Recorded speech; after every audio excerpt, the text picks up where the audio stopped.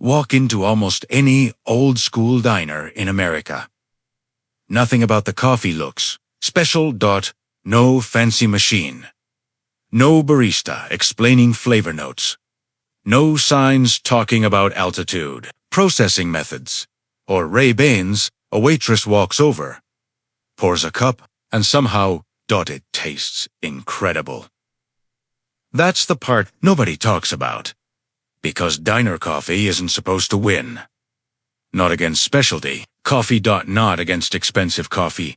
Not against coffee that costs $5 or $6 a cup.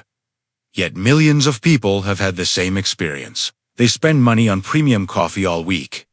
Then sit down at a diner on Saturday morning. Take a sip. And think, why is this so good? It's a fair question.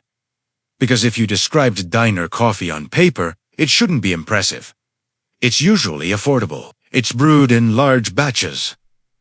And sometimes, it's made from brands that coffee enthusiasts love to criticize. Folgers. Maxwell House. Commercial blends. The kinds of coffees that rarely get praised online. Yet people keep drinking them. Year after year. Decade after decade. Why? Because diner coffee is solving a different problem. Most modern coffee is trying to get your attention. Diner coffee is trying to earn your loyalty. Those sound similar. They're not. One is built for the first sip. The other is built for the entire cup, and that's a huge difference. Think about some of the strongest coffees you've ever had. The first sip was probably memorable. Maybe even exciting. But halfway through the cup things started changing. The bitterness became more noticeable. The intensity became tiring. The experience started fading. Now, think about great diner coffee. It usually does the opposite. It doesn't try to overwhelm you. It doesn't try to prove anything. It's simply enjoyable. From the first sip, to the last. And that may be one of the most underrated qualities in coffee, because the best daily coffee isn't always the most exciting coffee. It's the coffee you actually want to finish. And then order again, tomorrow. That's where diner coffee starts separating itself from a lot of modern coffee. Not because it's stronger, not because it's more expensive. Because it's balanced. And balance is surprisingly rare. Walk through almost any coffee aisle today. You'll see the same promises everywhere. Extra bold. French roast, dark roast, maximum flavor, rich and intense. After seeing those words for years, it's easy to believe stronger coffee must be better coffee. The coffee industry spent decades teaching people to chase intensity. More roast, more strength, more impact, more caffeine, more bitterness. But diners never really joined that race. And that may be one of the biggest reasons they continue to surprise people. Because, while everyone else was trying to make coffee louder, diners were trying to make coffee enjoyable. There's a difference, a big difference, and once people notice it, they start seeing it everywhere. In fact, one of the biggest reasons diner coffee tastes so good has nothing to do with expensive beans, nothing to do with secret recipes, and nothing to do with fancy equipment. It comes from something happening behind the counter every single day. Something so simple that most coffee drinkers completely overlook it. And once you notice it, a lot of coffee starts making a lot more sense. Everybody assumes the secret is the coffee. That's usually the first guess. Maybe diners found better beans. Maybe they have a secret supplier. Maybe they're using a blend nobody else knows about. Sounds reasonable. But here's the strange thing. Some diners serve coffee that coffee enthusiasts openly make fun of. Folgers. Maxwell House. Other large, commercial blends. The kinds of coffees that rarely impress anyone online. Yet people keep walking into diners, taking a sip and saying, "That's good coffee." How is that possible? Because the first secret has almost nothing to do with the coffee itself. It's what happens to the coffee. Think about your kitchen for a second. You brew a pot, pour a cup. Maybe pour another one later. Then the coffee sits. 10 minutes, 20 minutes, an hour. Sometimes longer, and every minute changes it. The aroma starts disappearing. The sweetness starts fading. The balance starts fading. Bitterness becomes easier to notice. Most people blame the coffee, when the real problem is often time. Now think about a busy diner. One customer leaves, another customer arrives. One table asks for a refill. Another table orders breakfast. One pot gets low. Another pot starts brewing. The coffee barely gets a chance to get old. And that's a huge advantage.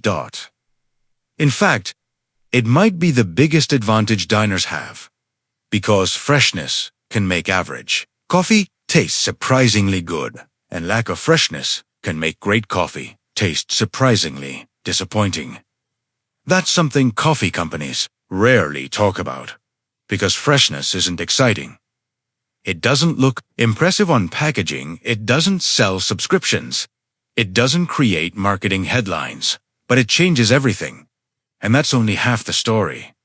Because if freshness were the only reason, every fresh coffee would taste amazing. And we both know that's not true. Something else is happening.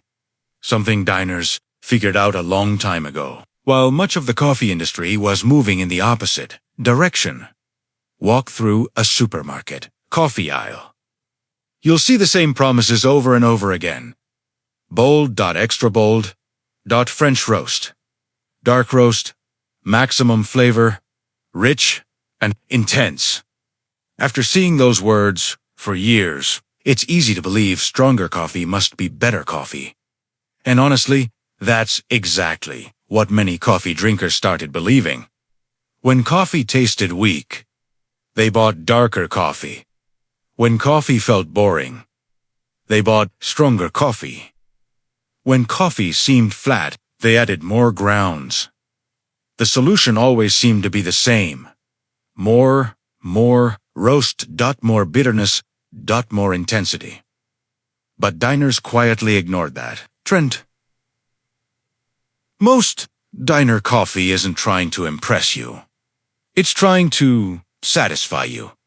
That's a completely different goal, because impressive lasts a moment. Satisfying keeps people coming back.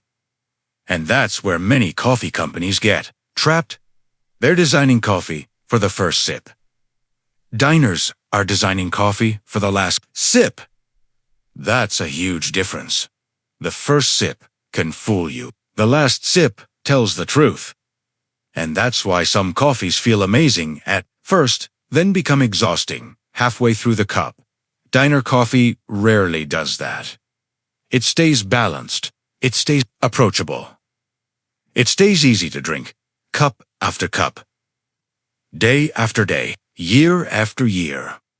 Which raises another question.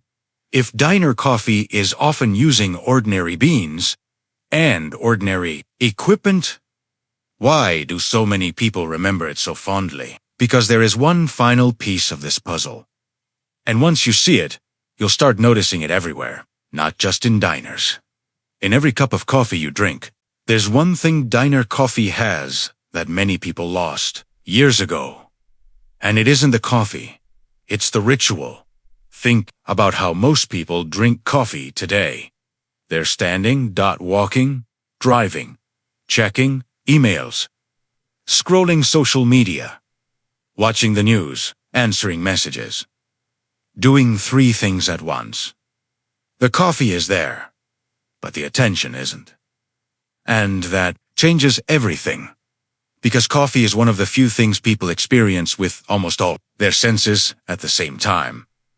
The smell, the warmth, the taste, the sound of the cup touching the table, even the environment around it.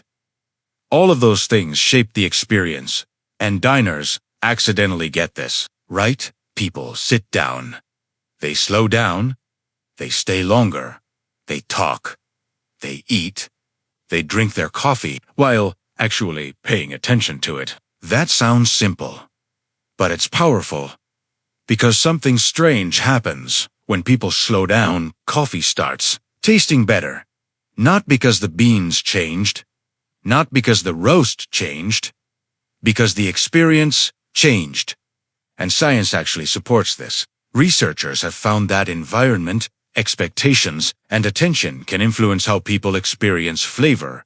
In other words, taste doesn't happen in isolation. The brain is involved too, which explains something a lot of coffee drinkers have experienced. Have you ever bought coffee from a diner, taken it home, and thought, it's good? But it's not quite the same, of course, because you didn't take the diner home with you. You left behind the smell of breakfast, the sound of plates, the waitress bringing refills, the conversation, the atmosphere, the ritual, and all of those things were part of the experience. That's why people often spend years searching for a better coffee, when sometimes what they're really missing is a better coffee experience. There's a difference, a big difference, and diners figured that out long before specialty coffee became popular. They weren't trying to create a coffee people would analyze. They were trying to create a coffee people would enjoy again, and again, and again.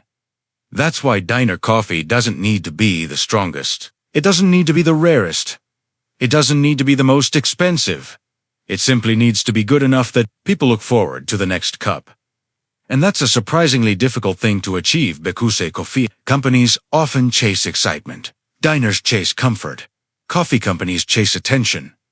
Diners chase loyalty. Coffee companies want you to notice the coffee. Diners want you to enjoy the moment. And that may be the biggest secret of all. The best coffee isn't always the coffee that impresses you. It's the coffee that welcomes you back. That's why millions of people still talk about diner coffee. Even when they can't remember the brand. Even when they can't remember the roast. Even when they can't remember where the beans came from, what they remember is how it felt. The comfort, the consistency, the familiarity, the simple pleasure of a hot cup that never tried too hard. And maybe that's the lesson. Maybe great coffee isn't about finding the most expensive beans or the strongest roast or the newest trend.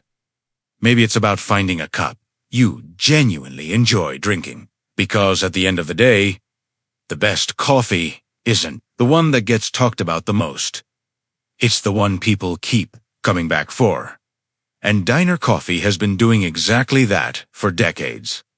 If you've ever had a cup of diner coffee that was better than it had any right to be, I'd love to hear about it in the comments. And if this video made you look at diner coffee a little differently, share it with someone who still believes expensive coffee is always better.